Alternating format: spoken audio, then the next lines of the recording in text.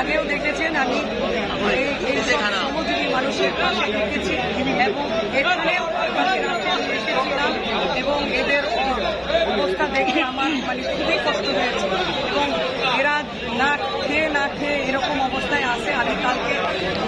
কিছু ব্যবস্থা করে গেছি, আবারও এসেছি যে এদের যে আন্দোলন, যৌক্তিক আন্দোলন, এরা যে আলটিমেটাম দিয়েছে আজকে সন্ধ্যা পর্যন্ত, সেই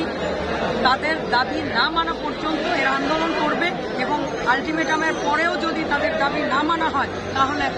আরো কঠোর আন্দোলন তারা দেবে এবং এই যৌক্তিক আন্দোলনের পাশে ইনশাল্লাহ আমি